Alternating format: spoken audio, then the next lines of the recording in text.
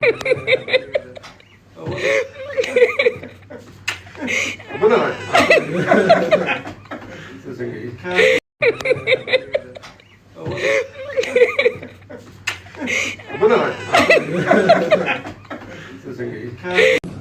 کے 9 بج چکے ہیں اور میں ہمراہ اپنی بہن مشال کے اپنے چیئرمین بیرسٹر گور صاحب کے دفتر آیا ہوں.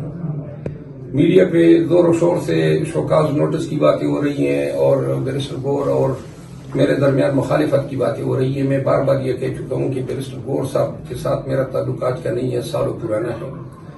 مجھے اپنے چھوٹے بھائی کی طرح عزیز ہے اور یہ جب چیئرمین بنا بھی تھا تو اس وقت بھی میں ان کا پروپوزر بھی تھا، سیکنڈر بھی تھا، سپورٹر بھی تھا رہا ہوں.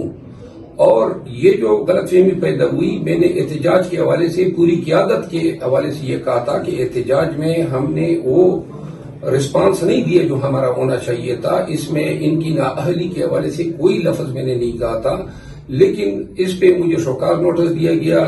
بیرسٹر گور صاحب مجھ سے ناراضگی کا اظہار کرتے. میں نے آج انٹرویو میں بھی کہا جیو کو کہ میں آدھی رات کو بھی ان کے پاس جانے کو تیار تھا. آج میں آیا ہوں، میں یہ معلوم کرنا چاہتا تھا کہ میرا بھائی مجھ سے ناراض ہے یا شوکاز نوٹس جو ہے وہ خلائی مخلوق کی طرف سے آیا ہے.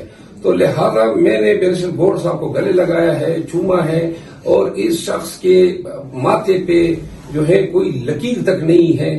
باقی جو ہے میری آمد جو ہے وہ تمام پی ٹی آئی ورکر کے سامنے اس چیز کو ہم یہ لانا چاہتے ہیں کہ آپ کوئی ٹینشن نہ لیں، آپ کی قیادت میں کوئی اختلاف نہیں ہے. انشاءاللہ بیرسٹر گور ہمارے چیئرمین ہی رہیں گے.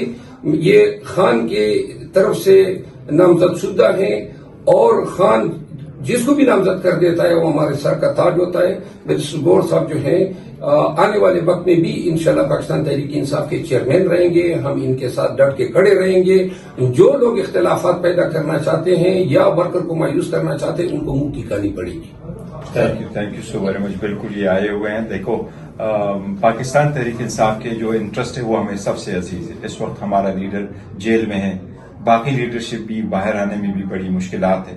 ہم نے جو کامن انیمی ہے اس کا مقابلہ کرنا ہے، آپس کے اختلافات نہیں کرنے ہیں. ان کے آنے کا بہت شکریہ. یہ ہمیشہ باقی جیسے انہوں نے فرمایا ہے بالکل ہمارے دوست ہے، بھائی ہے اور ہمیں بہت عزیز ہے. Thank you so very much.